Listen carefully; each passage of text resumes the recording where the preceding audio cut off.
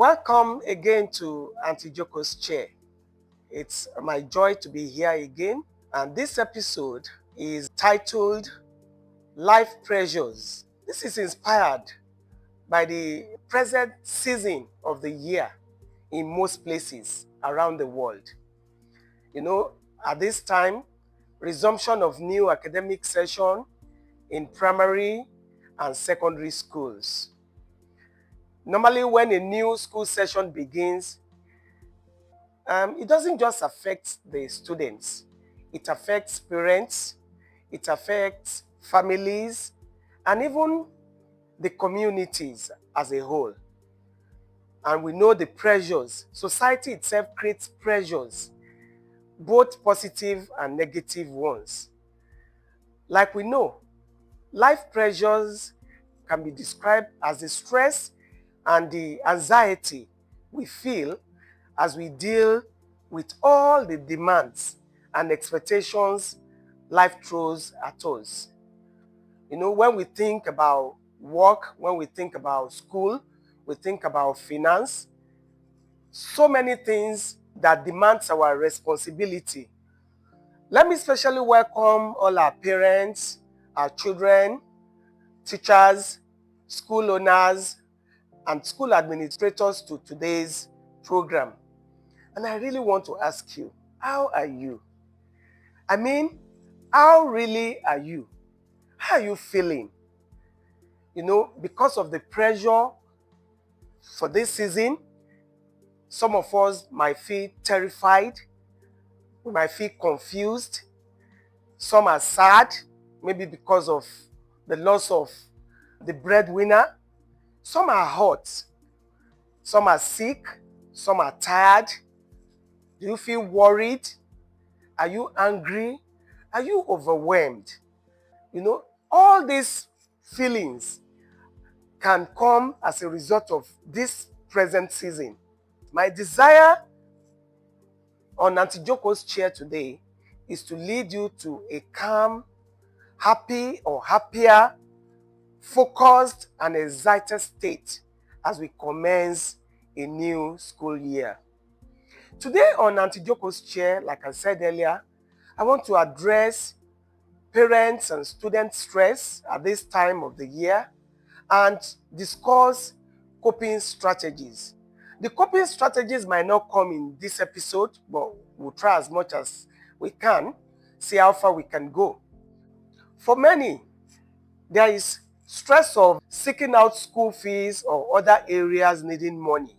And this might be due to loss of job, the economic situation in the country, the loss of a breadwinner in a family, or sometimes it might even be that you have just relocated. Due to relocation, you might need to look for new schools for your children, and this might result in more stresses, like stress of the means of transportation. How do you convey your children from your new abode to their school, which might not be very close to where you live? There is also stress of buying new lockers in case your child or your children might be transitioning from either the primary school to the secondary school or transitioning from junior secondary to senior secondary. You might need to buy new lockers and the new supplies the school might be asking for, like buying new books. There are some schools that might say, oh, you must buy the books. They don't even want books that have been used by the older ones. That can create stress. And probably the other demands of finding school in case you move, you have relocated, you want a good school all around you. You might be looking for, which school should my child attend at this time? And sometimes changing school for children due to the reason I've explained earlier, the change of accommodation, can expose the family or you as an individual to the stress of looking for maybe a private, You might not want a public school, and this can add so much to how you feel at this time of the year. I would need to talk more about the family stress later, but for now, let me just quickly also mention for children some of the stressful situations they can also face at this time.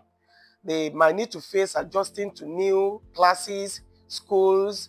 They might be missing old friends.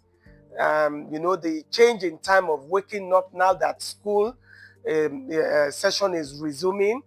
And some might need to cope with no books yet. Some might need to cope with managing old uniform if the parent cannot afford the new uniforms at this time. And this might make some of the children to feel ashamed as some of their mates have new uniforms and new sandals. Some might hate the new school or because they transition to the secondary school, they might hate school because they think it's tough and many assignments. And actually, this reminds me of when our children were small. I remember our son transitioning from primary school to secondary school. At first, he was very excited. But getting to the school after 1 or 2 weeks, and we find out how he was coping. In fact, we didn't find that. He started complaining and saying, "Oh, I didn't know secondary school is going to be this difficult. I didn't know this secondary school, you will need to write many notes, learning notes." So this complaint made us to sit him down and see how we can counsel him to adjust to the new environment. We also found way to support him by helping him sit with the assignment. We also, came up with all sort of coping strategy by asking the older sister to sit with your brother, look at the assignment, also we looking at it. And by the time he adjusted, he started enjoying school. Another challenge the children might face, they might need to trek to school, which might involve trekking long distances. And I was just thinking, as I was thinking about some of these challenges, that when we were younger, it used to be fun to walk very long distances to our schools. And it was actually fun with our schoolmates. But this generation, children hardly walk. We don't make them walk. We make sure we drop them in school, we pick them. Sometimes some children in some of these other environments, maybe who are not fortunate enough to have parents who have cars, might need to also face the challenge of trekking long distances to school. We will now go back to family stress. In some families, only one of the parents is responsible. This might create stress in case it's only one of the parents that is responsible for every need of the children. In case maybe this, like I said earlier, the loss of the head of the family, the breadwinner, might predispose the mother or the father of the home to be the only one responsible. This will increase stress and add to pressure. In most families, resumption time is the time of quarrels, of disagreement, misunderstanding, because the responsibility or the lack from one of the spouse might make the other spouse to be more stressed or more pressured into looking for how to provide for the needs of the children at this time. I know that women especially, in fact, I know many petty women traders who borrow from loan sharks or other lending establishments in order to be able to meet the demands of the children. And I know men also who look for easier ways of doubling the little they have. They bet or they gamble in order to increase the little. And in doing this, most times the little you want to double, you lose it. So tempers are high and the borrower is of course, very touchy. These are very stressful situations in families. The negative effect of the societal pressures families face at this time cannot be overemphasized. When you look at the financial strain on families, there is a huge pressure to meet up with societal expectations like buying new uniforms, trendy school bags, paying school fees on time. Families who can't afford these things may feel ashamed or they may be stressed, leading to debt and emotional strain. I also want to mention at this point that life is not competition. Life is not about comparison.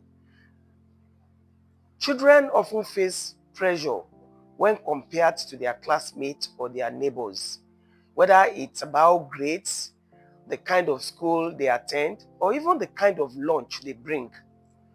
This can lower self-esteem and create unnecessary rivalry. Another negative effect of this societal pressure is the unrealistic expectations. Parents may feel pressured to push their children into certain schools or programs just because that's what the society expects. There is this notion that, oh, in private schools, they give special attention, so don't take your children to public school. And, because of this expectation, you see many parents not minding where the money will come from. Let's just get it and make sure these children are settled in very good schools. If you can afford it, why not? But if you cannot, it's not really good to subject ourselves to these unrealistic expectations because some people expect that, oh, your child should be in this particular school. And even if it doesn't align with your child interest, there is a way to counsel, there is a way to sit with our children to let them see realities of what our situations, our family situations are at any particular point in time. And if we allow unrealistic expectation, comparison, competition, we can really subject ourselves to harm and unhealthy emotions because we want to do what everyone is doing. However, pressure does not always result in negativity. There are a few positive effects societal pressure has. This include, the encouragement to excel, the collective expectation that students should do well pushes many children to take their studies seriously. Parents, teachers, and even neighbors often ask about grades of performance, which can motivate students to put in more effort. The sense of belonging, when you see everyone else prepare, buying uniforms, books, and school bags, this can create a sense of community. Students feel like they are part of something bigger, especially when they are transitioning from primary to secondary or from junior secondary to senior secondary, moving forward with their peers. There is also improved standards. Societal pressure often makes parents invest in better schools, resources, and after-school lessons. This can raise the overall standard of learning and encourage a culture of good education.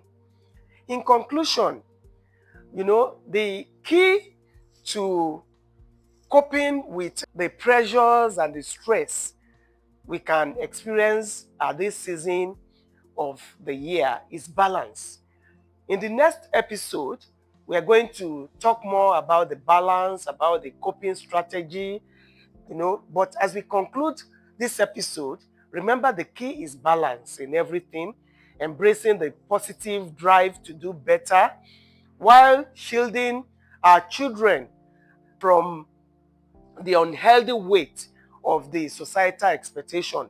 We also need to shield families from this weight of societal expectations. Kindly subscribe, like, comment, and share if you have enjoyed this episode. And remember, Aunty Joko cares, counsels, advocates, and guides. Bye for now.